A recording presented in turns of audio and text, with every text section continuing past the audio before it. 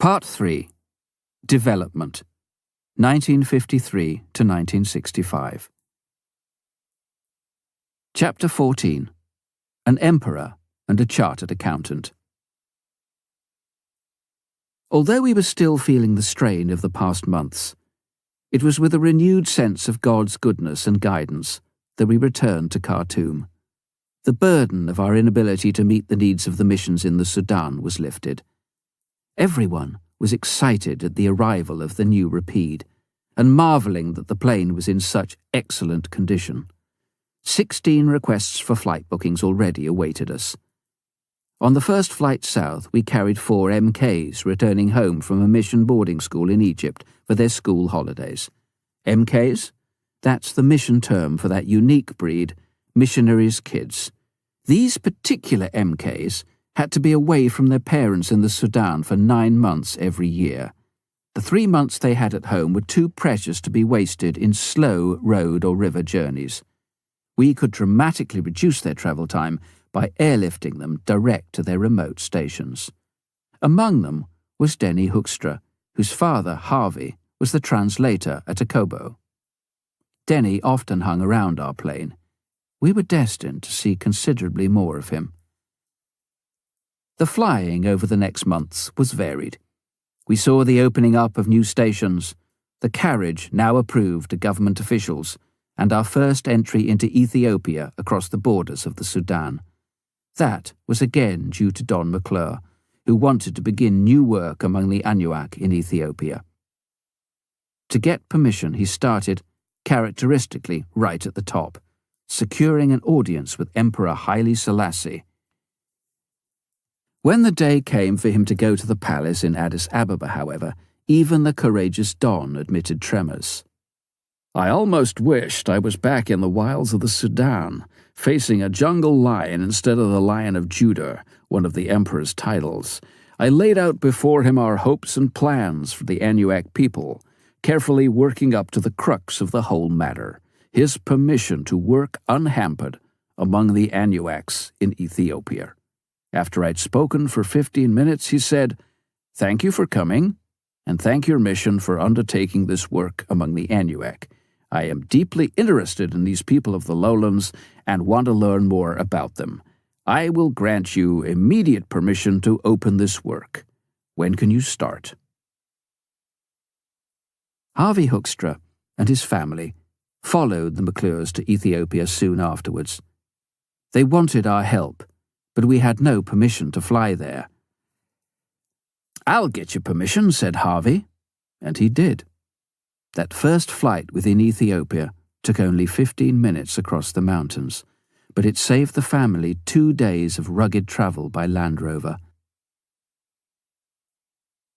In contrast to the exciting progress in Sudan and Ethiopia, we now began to face some divergence of policy with Mildmay, our parent organisation in the UK. The Mildmay movement was not a mission society as such, but a home-based organisation without the framework or the policies needed to support the mission we had now become.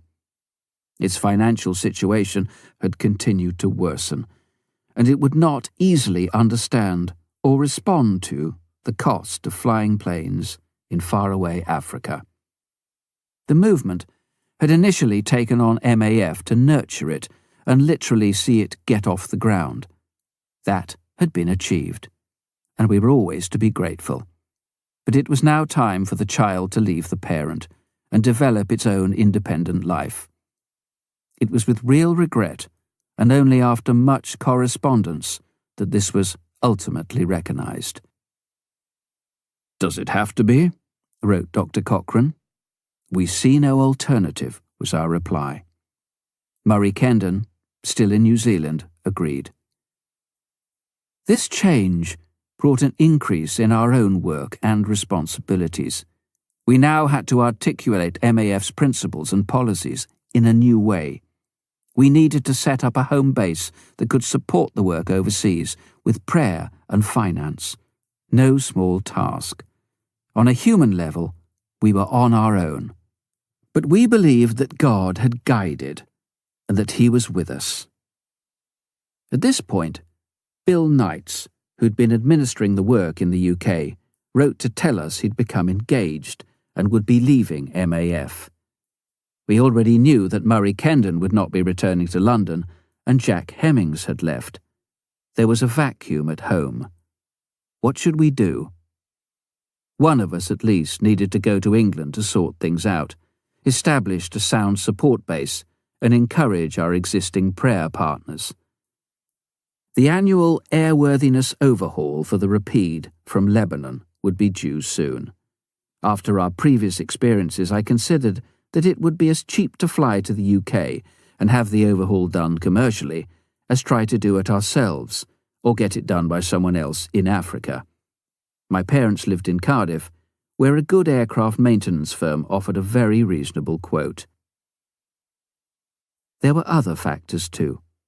The Stephens were finding life tough. Our house was still unfinished. It had been difficult to get supplies for the building, and the rains had closed the roads earlier than usual. Their youngest daughter, Colleen, had been seriously ill with dysentery. Kay was pregnant, and also very ill. The mission doctor warned Steve it was imperative to get her out, as he lacked facilities to handle any birth complications. Steve had bronchitis. On top of all these things, SIM now needed the mission house where the Stephens were living. As I thought about the situation, I also knew that Steve's eye needed attention, and that since Kay should really be right out of the Sudan for the coming baby, England would be the best place for them too. The UK situation was urgent. Phyllis and I needed to make contacts with churches and Christian friends who'd be interested in supporting us. Though Phyllis had some little support from family and friends who'd helped her during her 4-year term with SIM, I had no regular income since my small salary from Mildmay had stopped. Then there was furlough. Maybe it was now time Phyllis and I went to the UK and then on to the USA. Phyllis had already been away for more than the usual missionary term. If we could find an aircraft engineer come radio operator to replace me, the flying in the Sudan could continue, with Gordon as pilot, once the plane's overhaul was complete. We had an engineer in mind. Alistair MacDonald, an ex-Fleet Air Arm officer who'd gone to Thailand to do a survey for MAF. He'd followed in my steps in marrying an American missionary out there. Perhaps he and his wife Margaret could come to Sudan to replace Phyllis and me during our furlough. We concluded that it would be best if we all flew to the UK in the Rapide. Steve, Kay and family, Gordon, Phyllis and I. We couldn't operate in the Sudan until the plane came back anyway, so no one would lose by our absence. We felt that this was God's will and planned accordingly. It was the 4th of August 1953. I was piloting the Rapide on one of the stages of the flight to the UK. As we crossed the Sinai Peninsula, I saw its dramatic mountain beneath us, reaching up 8,000 feet out of the desert, and tried to imagine what it must have been like when the Israelites were camped there on the 40-year journey to the Promised Land. 30 minutes later, we were above the Gulf of Aqaba, heading north for Jordan. I handed over the controls to Gordon for landing, resumed my seat as radio operator, and tried to contact Aqaba Airport. Getting no response, I glanced back at our plane's full cabin. Phyllis had been serving coffee and biscuits. Nice to have someone else doing the stewarding for once. I tried the radio again, still without success. I looked out of the cockpit window to the airport below. Aqaba town stands at the top of the Gulf, adjacent to the southern tip of Israel. An RAF transport plane was making its final approach over the waters to the airport. As it touched down, we saw something was wrong. It skidded sideways and stopped in a cloud of dust. Fire engines and an ambulance dashed out. The undercarriage had apparently collapsed on landing. No one seemed hurt, but the runway was now blocked. At that moment, 6 twin-engine Dove aircraft bearing the markings of the Jordanian Air Force arrived and started circling. Like us, they were waiting to land. Gordon started the usual left-hand circuit over the airport to see what would happen. The scene was reminiscent of wasps buzzing furiously over a jam pot. The doves kept flashing past us, but going the opposite way round. I again tried in vain to establish radio contact with the control tower. Finally, one after another, the doves landed on a strip parallel to the main one. When the last one was down, Gordon brought our rapide in on the same strip. As soon as we disembarked, a very tall, fierce British brigadier, complete with handlebar moustache, pilot's wings, and a row of campaign ribbons, left a knot of other pilots near the doves and descended upon us. He strode up to Gordon. He was obviously the commanding officer, but clearly no dove himself. He was extremely angry. "Are you the captain of this aircraft?" he barked. "Yes, sir," said Gordon, recognizing his rank. "What do you mean by doing a left-handed circuit over Aqaba? Haven't you read in Notices to Airmen that we do a right-hand circuit here?" "I didn't know that, sir," said Gordon. "You may have caused an international incident. If you fly a left-hand circuit here, you fly over Israeli airspace." "I'm sorry, sir," said Gordon. Still furious, the brigadier strode away. We survived the welcome, refueled and pressed on, flying high enough to get a good look at the Holy Land to our left. We flew parallel to the Jordan Valley and as near as we dared to the Sea of Galilee, but we kept away from the Israeli border. We had no permission to enter their airspace. As we came to the northern tip of Israel, Gordon altered course slightly westward to fly over Mount Hermon towards Beirut. Suddenly, I felt the rapide bank steeply to the right, away from Israel. I shot an inquiring glance at Gordon. He called to me, "Did you see those 2 Israeli Spitfires coming up after us? We must have clipped the border." I looked back. The Spitfires were already turning away. We were no longer over their territory. If we'd stayed a moment longer, they'd have forced us to land in Israel. That really would have produced an international incident. At Beirut, we learnt that 2 commercial airliners had crashed just recently in the Mediterranean. We flew on through Greece, where there'd been an earthquake. The environment seemed distinctly hostile. We refueled at Nice, and our track took us across the southwestern Alps. The 12,000-foot Massif du Pelvoux was to our right, and in the far clear distance, the snow-capped peak of Mont Blanc. For the first time since our Gemini crash 5 years before, I felt afraid of the mountains. It wasn't as though we were high above them in some giant airliner. We were in our small biplane, clearing them by little more than 1,000 feet. Maybe we'd not been so wise in all flying to the UK together, though we'd really not had much option, and certainly no money to send anyone by commercial airline. But nearly all our active MAF staff were assembled in this one frail wooden craft, kept aloft only by the faithful running of its 2 Gypsy Queen engines. If even one engine failed, I knew all too well that with our full load we would drop quickly among the mountain tops. I remembered what it was like to hit a mountain.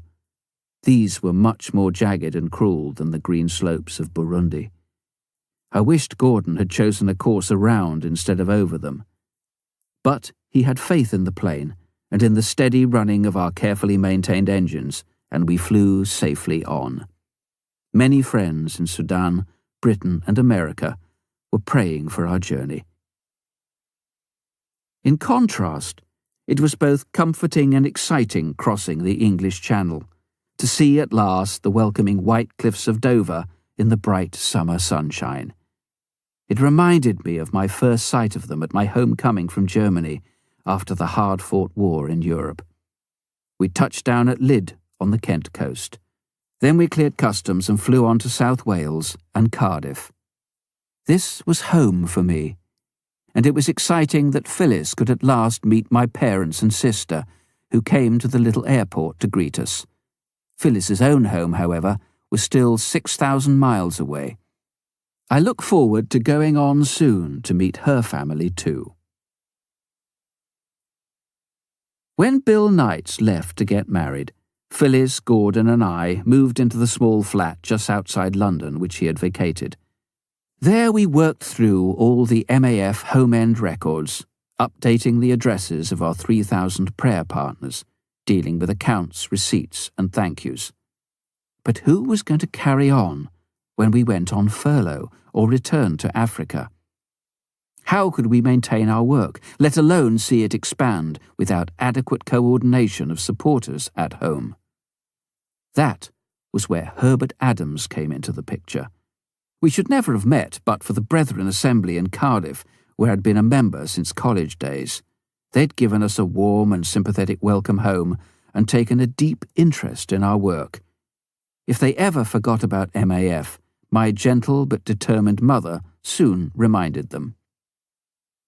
One of the leading elders there, an eminent Cardiff businessman, suggested that a friend of his, a recently retired chartered accountant living in London, might be interested in helping us. "He's a very fine and godly gentleman," he told us. As soon as we saw Mr. Adams, we realised that superficially we were as different as chalk and cheese. We were young, tanned by the Sudan sun, and the work of MAF had become our life. He was in his 60s, white-haired with a fresh, ruddy complexion. He'd had a sedentary career in the civil service and knew little about MAF. But he had a heart for God and for his work. He agreed to come to the flat for several days and find out more. A month later, he became our honorary Home Secretary. What encouragement his involvement brought us. What a gift he and his wife were to the work. For a while their home became MAF's postal address. They took over the acknowledgement of letters from the prayer partners, dealt carefully and sympathetically with the correspondence. Day after day, we'd find our hall floor by the letterbox covered with a mountain of letters, Mrs. Adams told me later. Our home life was drastically changed. We came to the conclusion that Stephen Kay, whose baby had now arrived safely, should stay in England. We needed someone with overseas aviation and mission experience to help carry the burden of the work at home, to deal with any candidates for MAF service, and to promote interest among supporters. Our own hopes of furlough were dashed. We learned Alistair MacDonald wasn't yet free to leave Thailand. Phyllis wrote to her parents and her much-loved but seriously ill sister to tell them of our decision. Stuart and I feel we must return to the Sudan for a time. This is the hardest thing to write to you, especially as Doris is so ill, but I believe you will understand. She went on to explain. Since our arrival here, we have had constant letters from the Sudan, telling of needs for the plane and the problems because MAF is not flying. As we were praying, God made it very clear we should return until someone can replace us. The work on the plane here is finished, and we are all ready to go. It was winter when we left England and headed back to Africa. Much had been accomplished. An MAF UK Home Office had been established, and a new phase was beginning. The trip back was surprisingly uneventful.